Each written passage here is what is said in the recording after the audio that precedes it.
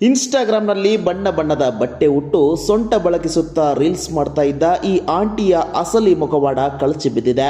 ಟಿವಿಯಲ್ಲಿ ಕುಳಿತು ಬೆಳ್ಳಂಬೆಳಗ್ಗೆ ಜ್ಯೋತಿಷ್ಯ ಹೇಳ್ತಾ ಇದ್ದ ಗುರುಜಿಯನ್ನೇ ಹನಿ ಟ್ರ್ಯಾಪ್ ಮಾಡಿ ಮಂಚಕ್ಕೆ ಕರೆಸಿಕೊಂಡು ಕೊನೆಗೆ ಒಬ್ಬ ಅಮಾಯಕನ ಕೊಲೆಗೆ ಕಾರಣವಾದ ಈ ಕಿಲಾಡಿ ಲೇಡಿಯ ಕರಾಳ ಕತೆ ಕೇಳಿದರೆ ನೀವು ದಂಗಾಗ್ತೀರಾ.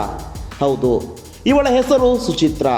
ಸಿದ್ದಾಪುರದ ವಸಂತ್ ನಾಯಕ್ ಎಂಬ ಅಮಾಯಕನ ಕೊಲೆ ಪ್ರಕರಣದ ತನಿಖೆ ಆಳಕ್ಕಿಳಿದಂತೆ ಈಕೆ ಮತ್ತು ಜ್ಯೋತಿಷಿ ಕಮಲಾಕರ್ ಭಟ್ ನಡುವಿನ ಅಕ್ರಮ ಸಂಬಂಧದ ಬೆಚ್ಚಿ ಬೀಳಿಸೋ ಸಂಗತಿಗಳು ಬಯಲಿಗೆ ಬಂದಿವೆ. ಸುಚಿತ್ರಾ ಮತ್ತು ಕಮಲಾಕರ್ ಭಟ್ ನಡುವಿನ ಸಂಬಂಧ ಕೇವಲ ಪ್ರೀತಿಯಾಗಿರಲಿಲ್ಲ, ಅದರ ಹಿಂದೆ ಇತ್ತು ಒಂದು ಭಯಾನಕ ಹನಿ ಟ್ರ್ಯಾಪ್ ಜಾಲ. ಸುಚಿತ್ರಾ ಈ ಗುರುಜಿಯ ಸಂಪರ್ಕಕ್ಕೆ ಬಂದ ಮೇಲೆ 1 ವಾರಗಳ ಕಾಲ ಆತನ ಆಸ್ತಿ ಅಂತಸ್ತುಗಳ ಬಗ್ಗೆ ಪಕ್ಕಾ ಸ್ಕೆಚ್ ಹಾಕಿದ್ಲು. ಕೇವಲ 2 ಲಕ್ಷ ರೂಪಾಯಿಗಾಗಿ ಈ ಜ್ಯೋತಿಷಿಯನ್ನ ಮಂಚಕ್ಕೆ ಕರೆಸಿಕೊಂಡ ಈಕೆ ಗುಟ್ಟಾಗಿ ಬೆತ್ತಲೆ ವಿಡಿಯೋಗಳನ್ನು ರೆಕಾರ್ಡ್ ಮಾಡಿಕೊಂಡಿದ್ಲು. ಯಾವಾಗ ವಿಡಿಯೋ ರೆಕಾರ್ಡ್ ಆಯಿತೋ ಅಲ್ಲಿಂದ ಶುರುವಾಯಿತು ಈ ಕಿಲಾಡಿ ಆಂಟಿಯ ಬ್ಲ್ಯಾಕ್ ಮೇಲ್ ಆಟ.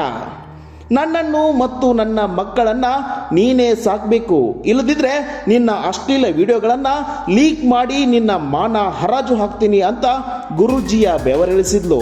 ಸಮಾಜದಲ್ಲಿ ಗೌರವ ಕಳೆದುಕೊಳ್ಳೋ ಭೀತಿಯಲ್ಲಿದ್ದ ಕಮಲಾಕರ್ ಭಟ್ ಈಕೆಯ ಬಲೆಗೆ ಬಿದ್ದು ತನ್ನ ಮೊದಲ ಪತ್ನಿಗೆ ಬರೋಬ್ಬರಿ 50 ಲಕ್ಷ ರೂಪಾಯಿ ಸೆಟಲ್ಮೆಂಟ್ ಕೊಟ್ಟು ಸುಚಿತ್ರಾಳ ದಾಸನಾದ.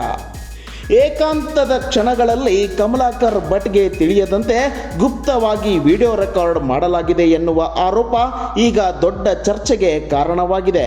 ಈ ವಿಡಿಯೋಗಳೇ ನಂತರ ಬ್ಲ್ಯಾಕ್ಮೇಲ್ ಅಸ್ತ್ರವಾಗಿದ್ದವೆ. ನನ್ನನ್ನು ನೋಡಿಕೊಳ್ಳಬೇಕು, ಇಲ್ಲವಾದರೆ ವಿಡಿಯೋ ಲೀಕ್ ಎನ್ನುವ ಬೆದರಿಕೆಗಳೇ ಈ ಪ್ರಕರಣದ ಕೇಂದ್ರ ಬಿಂದು ಆಗಿದೆಯೇ? ಕಾದು ನೋಡಬೇಕಿದೆ. ಇನ್ನು ಟಿವಿ ಚಾನೆಲ್ಗಳಲ್ಲಿ ಜ್ಯೋತಿಷ್ಯ ಹೇಳುತ್ತಾ ಹೆಸರು ಗಳಿಸಿದ್ದ ಕಮಲಾಕರ್ ಭಟ್ ತಮ್ಮ ಸಾಮಾಜಿಕ ಗೌರವ ಹಾನಿಯಾಗುವ ಭಯದಿಂದ ಈ ಬ್ಲ್ಯಾಕ್ಮೇಲ್ಗೆ ಮಣಿದಿದ್ದರೆ ಅದರ ಪರಿಣಾಮವಾಗಿ ಸುಚಿತ್ರಾ ಮತ್ತು ಆಕೆಯ ಮಕ್ಕಳಿಗಾಗಿ ಪ್ರತ್ಯೇಕ ಮನೆ, ಐಷಾರಾಮಿ ಜೀವನ, ಹಣದ ಹರಿವು ಎಲ್ಲವೂ ನಡೆದಿದೆ ಎನ್ನುವ ಆರೋಪಗಳಿವೆ. ಇನ್ನು ಕಮಲಾಕರ್ ಭಟ್ ಏನು ಸಾಚ ಅಲ್ಲ. ಈತ ಸುಚಿತ್ರಾಗಿಂತ ಮೊದಲೇ ಮುಸ್ಲಿಂ ಮಹಿಳೆ ಸೇರಿದಂತೆ 4-5 ಹೆಣ್ಣು ಮಕ್ಕಳ ಜೊತೆ ಪಲ್ಲಂಗದಾಟ ಆಡಿದ ಗಿರಾಕಿ ಎಂದು ಹೇಳಲಾಗುತ್ತಿದೆ.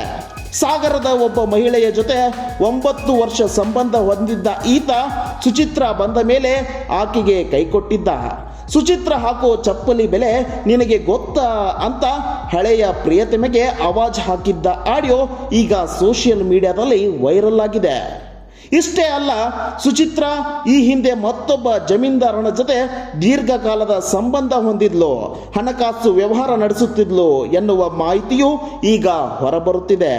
ಈ ಎಲ್ಲ ಬೆಳವಣಿಗೆಗಳ ನಡುವೆ ವಸಂತ್ ನಾಯಕ್ ಅವರ ಭೀಕರ ಹತ್ಯೆ ನಡೆದಿದ್ದು ಇದು ಕೇವಲ ಅಪರಾಧವಲ್ಲ, ಒಂದು ಸಂಪೂರ್ಣ ಹನಿ ಟ್ರ್ಯಾಪ್ ಜಾಲವೇ ಎಂಬುವ ಅನುಮಾನ ಶುರುವಾಗಿದೆ.